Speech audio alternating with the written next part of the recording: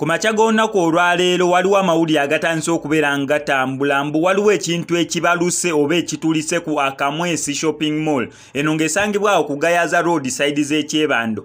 Eno nno y'emu ku zi shopping mall. Ntambuddeko ku zi shopping mall waneno mu ggwanga erya Uganda, ntambuddeko ku shopping malls waneno mu Kampala, naye mbadde situukanko ku shopping mall eringa Akamwesi Shopping Mall. Eno nali mpitiddeyoko emirundi ng'ebiri nera natuukawo nange amagezi ne ganzigwako nga ndaba ekizimbe mazima ezo ze malls zetwetaaga walino mu ggwanga erya Uganda oba mu Kampala, oba wali otuuseeko ku Garden City ebyo biwero, oba wali otuuseeko ku Freedom City ebyo biwero, waliwo mall eziri ku Entebbe Road ebyo byonna biwero. Onootuukako ku Akamwesi Shopping Mall esangibwa awo ku Gayaza Road wove Kalerwe ku roundabout ya Northern eyo Kalerwe n'oyisaawo ng'ogenda side z'ekyebando oba zeegayaza oba zeekasangati gw'obeera wakabako e roundabout ye Kalerwe eya Northern Bypass ovugako ka distance katini nnyo ng'okyali awo mu kyebando ojja beera ng'ogiraba awo ku kkubo. So ku makya g'olunaku olwaleero waliwo mbu ekibaluse ku Akamwesi Shopping Mall.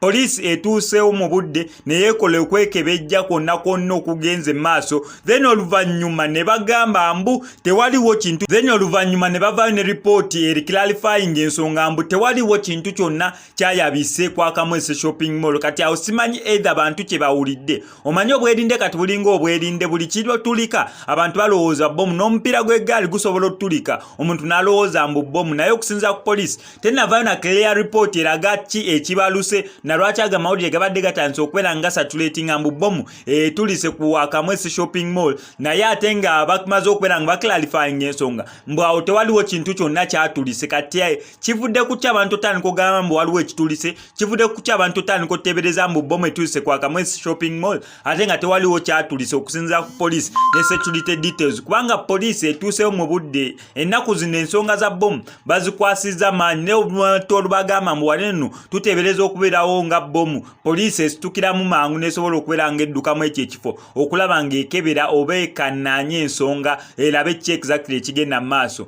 Abantu ne abasigadde babagamba nang mbeere beerinde nnyo buli omu weekengere muno, olaba ekintu ekitali kituufu to hesitate nga kubira poliisi, kubanga emmotoka ezo eza patrol zigenda okujja amafuta agagendamu faabawo omusolo, gwawo omusolo, oli yawo omusolo n'olinaawo omusolo ne neighbor yawo omusolo. So totya kubakubira bagamba mbu twekengeddemukko waneeno tulabawo ensawo batwawo omusajja ali mu kikooti tulaba taseguka mu kifo ate tetumumanyi mu kino ekitundu. So okubeerako ku poliisi n'ogitegeeza wanawe wati ensonga eri bweti ne bweti twekengeddemu kino na kino, yo poliisi nejja okubeera nga esortinga out ensonga yonna eneebeeganye. Wano kwa SMX Media bwe tukikola obeera yagadde story yaffe gye tukoze kankusaba mbyo subscribing wano kwa SMX Media tojja kubeera missing updates naddala okubeera mu entertainment industry wano mu ggwanga erya Uganda. N'ekisinga okubeera ekikulu nti stories zaffe tuzikonvertinga ne zibeera nga ziwewuka data waleme kubeera nga agenda mungi, ate nga tuli open eri abantu bonna abaagala okubeera nga balanga naffe gw'owulira nga wandyagadde okubeera ng'olanga ne SMX Media ng'ona product yo